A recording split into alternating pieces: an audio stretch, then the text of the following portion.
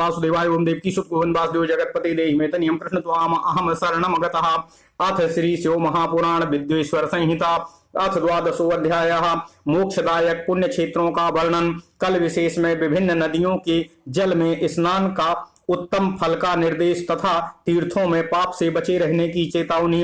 ओम नमः शिवाय ओम नमः शिवाय ओम नमः शिवाय ओम नमो भगवते वासुदेवाय ओम देवकी सुत गोविंद वासुदेव जगतपति देहि मे तनियं कृष्ण त्वाम अहम शरणं गतः। सूतवाचो शरणुध्वमृषयः प्राज्ञा शिव क्षेत्रं विमुक्तिदम् तदांगमस्ततो वक्षे लोकरक्षार्थमेव हि। 50 कोटि विस्तीर्णा सशैल वन कानना शिवाज्ञया ही पृथ्वी लोकम धृत्वा च तिष्ठति। तत्र तत्र शिव क्षेत्रम तत्र तत्र निवासिनां मोक्षार्थं कृपया देवः क्षेत्रम कल्पितवान् प्रभु। परिग्रहाद् ऋषीणां च देवानां च परिग्रहात् स्वयं भूतान्यथान्यानि लोकरक्षार्थमेव हि।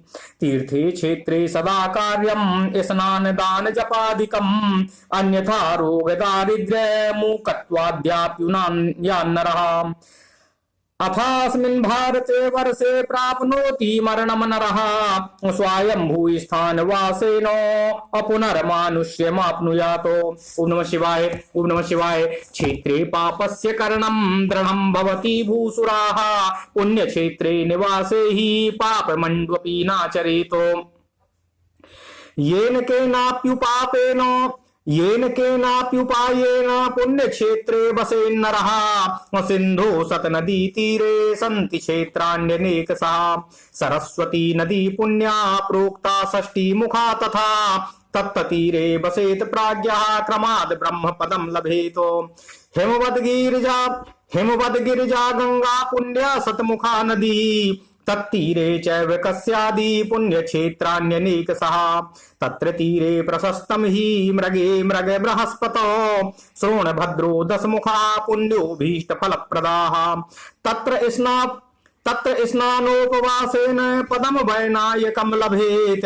24 मुखा पुण्या नर्मदा च महानदी तस्याम स्नानेन वासेन पदम वैष्णवमाप्नुयात्। तमसा 12 मुखा देवा 10 मुखा नदी। गोदावरी महापुण्या ब्रह्म गोवधनाशिनी 21 मुखा प्रोक्ता रुद्रलोक प्रदायिनी। कृष्णा बेणी पुण्य नदी सर्व पापाक्षया वहा 10 मुखा प्रोक्ता विष्णु लोक प्रदायिनी। तुंगभद्रा 10 मुखा ब्रह्म लोक प्रदायिनी। सुवर्ण मुखरी पुण्या प्रोक्ता 9 मुखा तथा। तत्रैव सुप्रजायन्ते ब्रह्मलोकच्युतास्तथा सरस्वती च पंपा च कन्या श्वेत नदी शुभा। एतांसां तीरवासेन इंद्रलोकमवाप्नुयात् सह्याद्रिजा महापुण्या कावेरीति महानदी। ओम नमः शिवाय ओम नमः शिवाय ओम नमः शिवाय ओम नमः शिवाय ओम नमो भगवते वासुदेवाय ओम देवकी सुत गोविंद वासुदेव जगतपति देहि मे तनियं कृष्ण त्वाम अहम शरणं गतः। 27 मुखा प्रोक्ता सर्वाभीष्ट प्रदायिनी तत्तीराः स्वर्गदाश्चैव ब्रह्मा विष्णु पदप्रदाः। शिवलोक प्रदाः शैवास्तथाभीष्ट फलप्रदाः। नैमिषे बदरे स्नावान् मे सगे च पुरौरवो। ब्रह्मलोक प्रदम विद्या तत्तः पूजादिकं तथा सिन्धु नद्यां तथा स्नानं सिंहे कर्कटगे रवोः। केदारोदकपानं च स्नानं च ज्ञानदं विदुः। गोदावर्या सिंहमासे स्नायात् सिंह बृहस्पतो। शिवलोक प्रदमिति शिवेनोक्तं तथा पुरा यमुना सोणयो स्नायाद गुरौ कन्या गतिरवो। धर्मलोके दन्तिलोके महाभोग प्रदं विदुः। कावेर्याश्च तथा स्नायात् तुलागे तु रवौ गुरौ। विष्णोर्वचन महात्म्या सर्वाभीष्ट फलप्रदं विदुः। वृश्चिके मासी संप्राप्ते तथार्के गुरु वृश्चिके। नर्मदायां नदी स्नानाद् विष्णुलोकमवाप्नुयात् सुवर्ण सुखरी स्नानं चापगे च गुरोरवो। शिवलोक प्रदामिति हि ब्रह्मणो वचनं यथा मृगमसि शिवलोक प्रदमिति ब्रह्मणो वचनम यथा मृगमासी तथा स्नाया जह्वायाम मृग ये गुरो। शिवलोक प्रदमिति ब्रह्मणो वचनम यथा ब्रह्म विष्णु पदे भूत्वा तदन्ते ज्ञानमाप्नुयात्। ओम नमः शिवाय। गंगायाम माघ मासे तु तथा कुंभगते रवो श्राद्धम वा पिंडदानम वा तिलोदक मथापि वाह। वंशद्वय पितॄणाम चा अकुल कोट्युद्धरम विदुः कृष्णावेण्यां प्रशंसन्ति मीनगे चा गुरौरवो। तत्तीर्थे चा तन्मासी स्नानमिन्द्रापदप्रदम् गंगाम चा सह्यजाम वापि समाश्रित्य बसेद बुधः। तत्काल कृत पापस्य क्षयो भवति निश्चितम् रुद्रलोको प्रदान्येव सन्ति क्षेत्राण्यनेकशः। ताम्रपर्णी वेगवती ब्रह्मलोक फलप्रदे तस्योस्तीरे हि सन्त्येव क्षेत्राणि स्वर्गदानि च। सन्ति क्षेत्राणि तन्मध्ये पुण्यदानि च भूरिशः। तत्र तत्र वृषन् प्राज्ञास्तादृशं च फलं लभेत। सदाचारेण सद्वृत्त्या सदा भावनयापि च वसेद दयालुः प्राज्ञो वै नान्यथा तत्फलं लभेत। पुण्यक्षेत्रे कृतं पुण्यं बहुधा श्रद्धि मृच्छति पुण्यक्षेत्रे कृतं पापम् अमहदण्ड्वापि जायते। तत्कालं जीवनार्थ चेत पुण्येनो क्षयमेष्यति। पुण्यमैश्वर्यदं प्राहु कायिकं वाचिकं तथा मानसं च तथा पापं तादृशं नाशयेद द्विजाः। मानसं वज्रलेपं तु कल्पकल्पानुगं तथा ध्यानादेवी तन्सेन्यान्यथा नासुमृच्छति। वाचिकं तपजालेनो कायिकं कायशोषणातो। दानाधन कृतं नश्ये नान्यथा कल्पकोटिभिः क्वचित् पापेन पुण्यं च वृद्धि पूर्वेण नश्यति। ओम नमः शिवाय। ओम नमः शिवाय। ओम नमः शिवाय। ओम नमो भगवते वासुदेवाय। ओम देवकी सुत गोविंद वासुदेव जगतपति देहि मे तनियम कृष्ण त्वाम अहम शरणं गतः। बीजांशश्चैव वृद्ध्यांशो भोगांसः पुण्यपाययोः ज्ञाननास्यो हि बीजांशो वृद्धिरुक्तो प्रकारतः। भोगांशो भोगनास्यस्तु नान्यथा पुण्यकोटिभिः बीज प्ररोहे नष्टे तु शेषो भोगाय कल्पते। देवानां पूजया चैव ब्रह्मणानां च दानतः तदो तपोदित्याच्च कालेन भोगः सह्यो भवेन्द्रणाम् तस्मात् पापमकृत्यैव वस्तव्यं मुखमिच्छता। ओम नमः शिवाय। ओम नमः शिवाय। ओम नमः शिवाय। ओम नमो भगवते वासुदेवाय। ओम देवकी सुत गोविंद वासुदेव जगतपति देहि मे तनियम कृष्ण त्वाम अहम शरणं गतः। इति श्री शिव महापुराणे प्रथमायाम विद्वेश्वर संहितायाम शिव क्षेत्र वर्णनम नाम 12वां अध्याय। इस प्रकार श्री शिव महापुराण के अंतर्गत प्रथम विद्वेश्वर संहिता में शिव क्षेत्र का वर्णन नामक 12वां अध्याय पूर्ण हुआ। ओम नमः शिवाय। ओम नमः शिवाय। ओम नमः शिवाय। ओम नमो भगवते वासुदेवाय। ओम देवकी सुत गोविंद वासुदेव जगतपति देहि मे तनियम कृष्ण त्वाम अहम शरणं गतः। अब हिंदी अर्थ का पाठ। ओम नमः शिवाय। अथ श्री शिव महापुराण विद्वेश्वर संहिता अथ 12वां अध्याय। मोक्षदायक पुण्य क्षेत्रों का वर्णन। कल विशेष में विभिन्न नदियों के जल में स्नान के उत्तम फल का निर्देश तथा तीर्थों में पाप से बचे रहने की चेतावनी। सूत जी बोले, हे बुद्धिमान महर्षियों, मोक्षदायक शिव क्षेत्रों का वर्णन सुनिए। तत्पश्चात मैं लोक रक्षा के लिए शिव संबंधी आगमों का वर्णन करूंगा। पर्वत और काननों सहित इस पृथ्वी का विस्तार 50 करोड़ योजन है। भगवान शिव की आज्ञा से पृथ्वी संपूर्ण जगत को धारण करके स्थित है। भगवान शिव ने भूतल पर विभिन्न स्थानों में वहां के निवासियों को कृपा पूर्वक मोक्ष देने के लिए शिव क्षेत्र का निर्माण किया है। कुछ क्षेत्र ऐसे हैं जिन्हें देवताओं तथा ऋषियों ने अपना वास स्थान बनाकर अनुग्रहित किया है, इसलिए उनमें तीर्थत्व प्रकट हो गया है। तथा अन्य बहुत से तीर्थ क्षेत्र ऐसे हैं जो लोगों की रक्षा के लिए स्वयं प्रादुर्भूत हुए हैं। तीर्थ और क्षेत्र में जाने पर मनुष्य को सदा स्नान, दान और जप आदि करना चाहिए, अन्यथा वह रोग, दरिद्रता तथा मूकता आदि दोषों का भागी होता है। जो मनुष्य इस भारतवर्ष के भीतर स्वयंभू तीर्थों में वास करके मरता है, उसे पुनः मनुष्य योनि ही प्राप्त होती है। हे ब्राह्मणों, पुण्य क्षेत्र में पाप कर्म किया जाए तो वह और भी दृढ़ हो जाता है। अतः पुण्य क्षेत्र में निवास करते समय थोड़ा सा भी पाप कर्म ना करें। जिस किसी भी उपाय से मनुष्य को पुण्य क्षेत्र में वास करना चाहिए। ओम नमः शिवाय। सिंधु और